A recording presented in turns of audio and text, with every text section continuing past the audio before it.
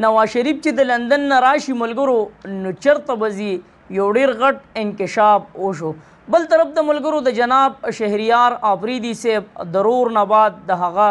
همشیره هم وفات شوه. عمران خان چې کوم چیلنج نواز شریف ته ورکړی دی نو آیا دغه به نواز شریف تسلیم کی او کنه؟ راځو ملګرو د نن ورځې چې کوم اهم ترین اپډیټ دی هغه در سره شریک کوم. خو ستاسو مینه ډېره زیاته کمه شوې ده، ویډیو په مینه باندې نه شیر کوئ نو ویډیو د ټولو ملګرو سره په مینه باندې شیر کوئ ځکه په پیج باندې ډېر زیات غټ اثر پرېوتی دی. راځو اولنی چې کوم افسوسناک خبر دی ملګرو څنګه چې تاسو ته معلومات دي د شهریار آفریدي ورور هم وفات شو. هغه له هم شهریار آفریدي را نغلې. د شهریار آفریدي د رور نه بعد د هغه همشیره یعنی د هغه خور چې کومه ده نو هغه هم وفات شوه. کم از کم دا خو په هر قانون او په آیین کې موجود دي چې کله د چا سره رشته دار وفات شي که هغه په جیل کې هم وي نو د هغې هغه اخري دیدن له هغه راپرېږدي. د نواز شریف حوالې سره ملګرو ویلی کېږي دا چېرې نواز شریف کله هم پاکستان ته راشي نو د آیین او د قانون مطابق په اول هغه چرته ځي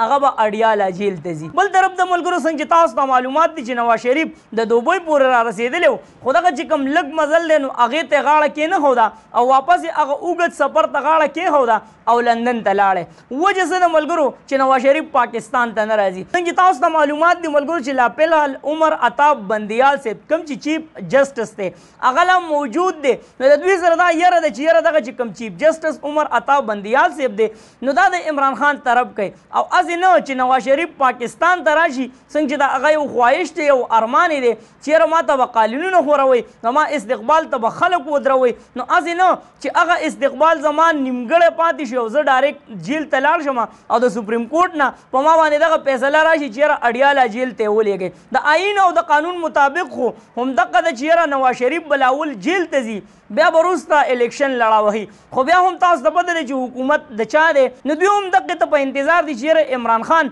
یو طرف ته شي او عمر عطا بندیال صاحب هغه خپله ډیوټۍ نه فارغ کړی شي نو بیا به نواز شریف ته لارې اسانې شي. خو زه وایم بیا به هم هغه وحشت او هغه یره وي چېرې که پاکستان ته راغلمه هسې نه چې دا خبره الټه نه شي. بل طرف د ملګرو جناب سراج الحق صاحب یو بیان ورکړی دی سیټ کې تاسو ته ښکاري چې مهنګایي خلاف چې به کوم خلکو لانګ مارچ چې کولې نو د هغوی خولو ته غټې تالې ولګېدې چې کله هغوی په اقتدار کې راغله. سراج الحق صاحب دا خبره صحه ده پورې ټیک هم ده ځکه چې کله د عمران خان په حکومت کې به 45 روپۍ سیز ګران شو چا به غاړې ته روټۍ اچولې چا به په خېټو پسې کاڼي تړلي وو او لانګ مارچ به کولې او په سایکل باندې به روان وو. نن هغه خلک والله علم چې څه شو چا چې به لانګ مارچ کولې نن چې مهنګایي کوم حد ته ورسېده د غریب عوام ژوند په پاکستان کې ډېر زیات تنګ شو. خو دلته که د دوی دا اتفاق وګورئ موږ خو او په دې اتفاق باندې د دوی خوشحاله هم وو. خو دلته وګورئ ملګرو نو زه هم د دوی په دې اتفاق باندې خوشحالي په کار هم نه ده. کم از کم چې دوی په اتفاق نه وی نو که یو پارټي وه هغه په اقتدار کې وه که هغې سیز ګرانولې زه بل به راوتلې او لانګ مارچ به یې کولې یا به احتجاج کولې نو کم از کم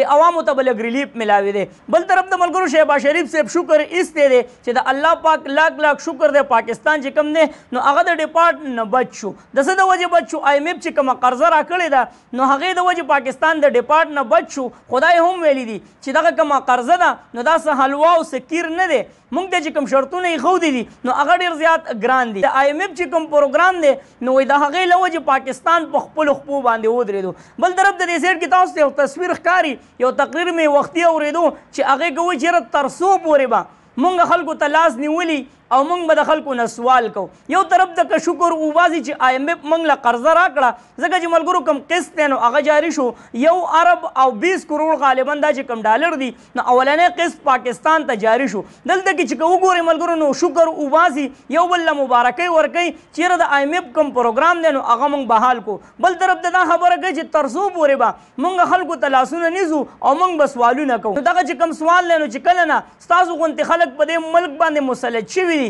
نو پاکستانیان مجبور دي چې هغوی بل ته لاس ونیسي. څنګه چې تاسو لاړ شئ بل ملک ته نو هلته وایي چې هم مانګنے نہیں آئے ہے خو بیا هم د هغه طرفه چې راځئ نو کم از کم د ځان سره هم سره اخیستي دي نو هغه چې کوم ملکونه دي نو د هغوی کوم اعتبار دی نو هغه هم ختم شو. نو د دې ډېر زیات وړوکی او ډېر معمولي حل دی خو افسوس دا دی چې کوم عوام په دې باندې پوهېږي پې پوهېږي چې کوم نه پوهېږو نو هغوی به هم ستا د دغه شکر الحمدلله سره شکر ویستی وي. د دې ډېر معمولي حل دی او هغه حل یې دا دی چې ستاسو کوم بهر ملک کې جیدادونه دي کمې فیکټریانې دي هغه هر څه ختم کړي او راشي په پاکستان کې دغه فیکټریانې جوړې کړي نو کم از کم دا پاکستاني چې کم عوام دی نو دوی به بهر ملک ته نه ځي ستاسو په دغه فیکټریانو کې به کار کوي بیا به هم تاسو له پیدا درکوي خو کم از کم ځان له به هم یو 100 روپۍ ګټي نو تاسو خپل چې کوم روزګارونه دي هغه هم بهر شروع کړي دي کم میلونه دي هغه هم بهر دي او دلته کې دا وایي چېرې تر څو پورې به موږ بل ته سوال کوو نو بل ته سوال د چا دپاره کې د ځان دپاره کې د عوامو دپاره نه کې که چېرې تا د عوامو دپاره کولې نو نن به پاکستان په دې حالات کې نه وي بل طرف د نواز شریف صاحب هم دا خبره کړې ده چې د پاکستان کوم معیشت دی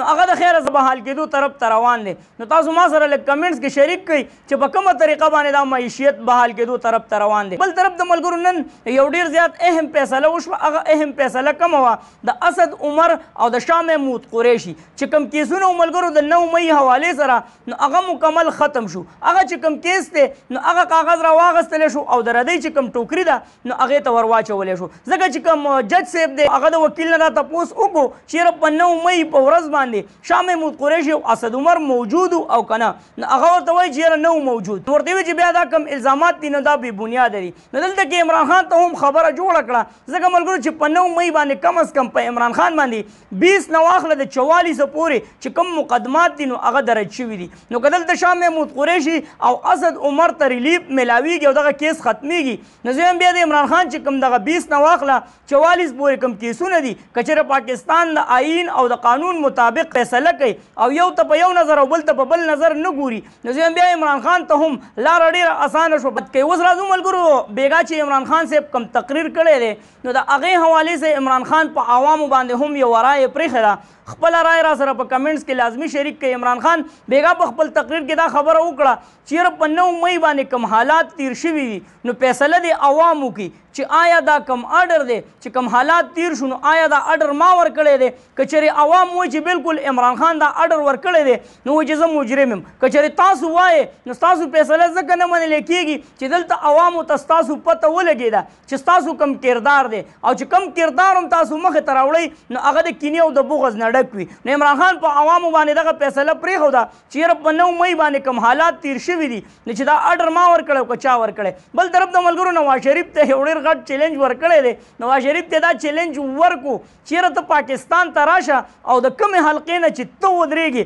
نو د هغې حلقې نه به زه هم ودرېږم او زه کمپین هم نه کوم خو انشاءالله العزیز چې زه به دغه مقابله ګټم که دلته وګورئ ملګرو نو دا چې کوم موجوده حکومت دی نو دوی یو بل پاس کو هغه بل څه شی دی په هغې باندې منظوري وشو په هغې دستخطونه وشو چېرې د دوو چې کومې حلقې دي نو د هغې نه سیوا به ته نشي ودرېدی څنګه چې تاسو ته معلومات دي ملګرو چې عمران خان د څو حلقونه ودرېدلی او د ټولو نه عمران خان کامیابي حاصله کړې وه نو دوی خو کوشش دا کوي چېرې کم داسې کردار وي چې عمران خان یې زموږ خلاف استعمالوي نو چې په هغې باندې زموږ حکومت دی زموږ سره وس او طاقت دی نو چې موږ په هغې باندې بیڼ ولګو نو دوی مخکې نه دا شی وکړو چېرې د دوو چې کومې حلقې دي نو د هغې نه زیاتو حلقو باندې ته نشي ودرېدی نو په دې باندې عمل درآمد وشو نو دلته که عمران خان هغه له چیلنج ورکوي خو هغه دلته د عوامو رایه ګوري بل طرف ته د سعودي عرب یو چینل دی غالبا په هغې باندې هم سروې شوې ده طیب دی او د سعودي عرب شاهزاده دی او عمران خان دی دا درې واڼې ورکړي دي چېرې تاسو په دې کې د چا سره ملاقات کول غواړئ نو په هغې کې زیاته رایه د چا وه د دې سړي وه نو هغه شعر دی چې وایي ته څه وایې چې دا سړی د کلي نه بهر کا په ده خو زه د خپل زړګی ودان ساتمه پیره نو دا یو داسې سړی دی چې د ټولې دنیا مسلمانان د ده سره یو خواهش لري چېرې زه د عمران خان سره میلاو شم نو که هغه چیلنج ورکړی دی نو نواز شریف دې اوس تکړه شي او دغه چیلنج دې قبول کړي او را دې شي او پاکستان کې دې عمران خان ته په مقابله کې په حلقه کې ودرېږي او بیا دې وګټي دغه و د نن ورځې اهم ترین اپډیټ چې تاسو سره مې شریک کړل تاسو باندې دغه اپډیټ څنګه ولګېدل کمنټ کې موږ سره خپله رایه لازمي شریک کړئ چېرته مې الله خاد آباد او خوشحاله سات اخره کې اواز پاکستان زنده باد مسلمان زنده باد تل وي آباد دی زموږ وطن پاکستان دی مسلمان دی الله پامان